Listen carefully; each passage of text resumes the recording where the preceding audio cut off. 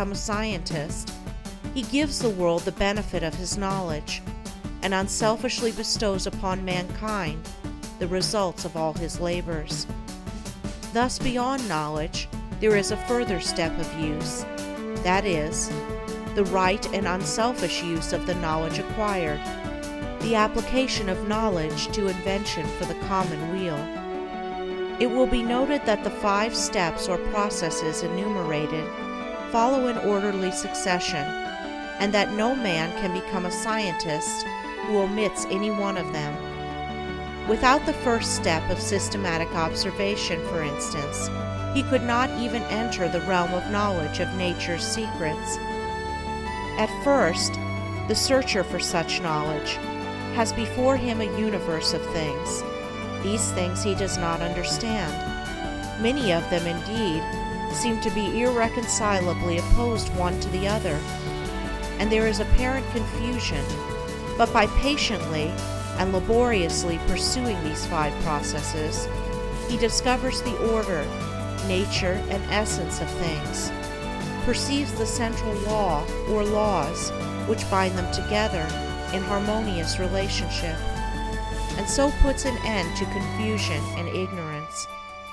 As with the natural scientist, so with the divine scientist, he must pursue, with the same self-sacrificing diligence, 5 progressive steps in the attainment of self-knowledge, self-control.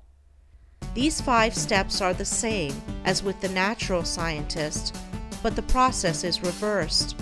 The mind, instead of being centered upon external things, is turned back upon itself, and the investigations are pursued in the realm of the mind, or of one's own mind, instead of in that of matter.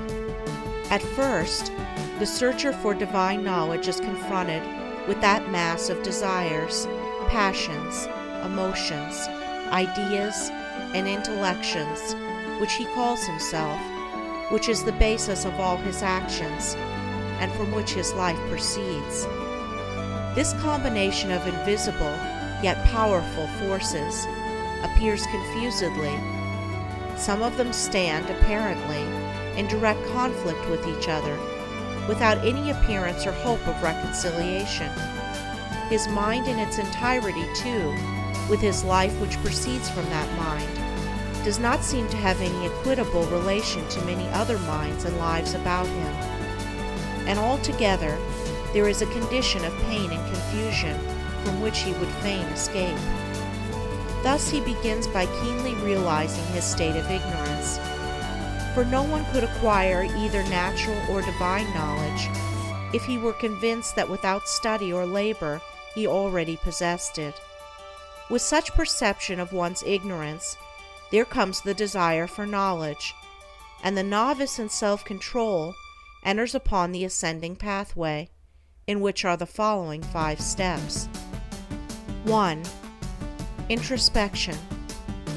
This coincides with the observation of the natural scientist. The mental eye is turned like a searchlight upon the inner things of the mind, and its subtle and ever-varying processes are observed and carefully noted.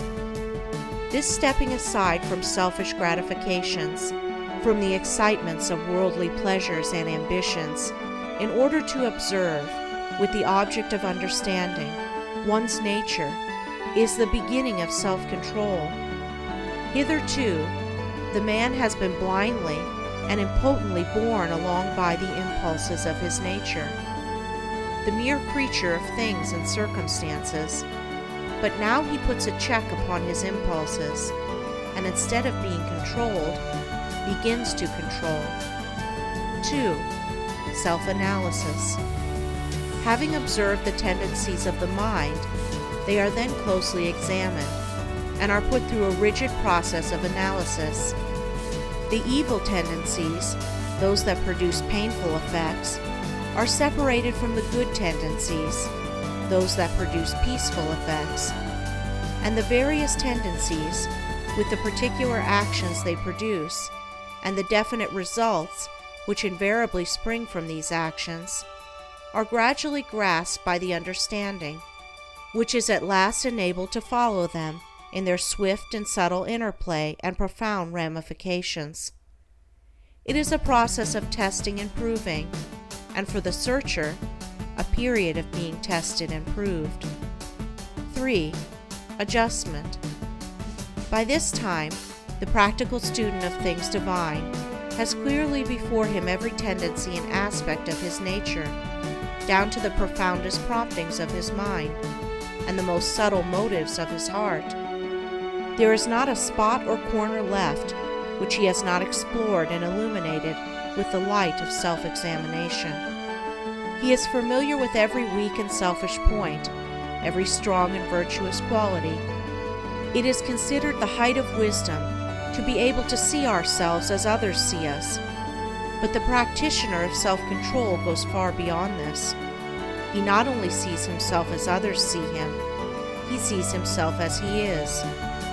Thus standing face to face with himself, not striving to hide away from any secret fault, no longer defending himself with pleasant flatteries, neither underrating nor overrating himself or his powers, and no more cursed with self-praise or self-pity. He sees the full magnitude of the task which lies before him, sees dearly ahead the heights of self-control, and knows what work he has to do to reach them.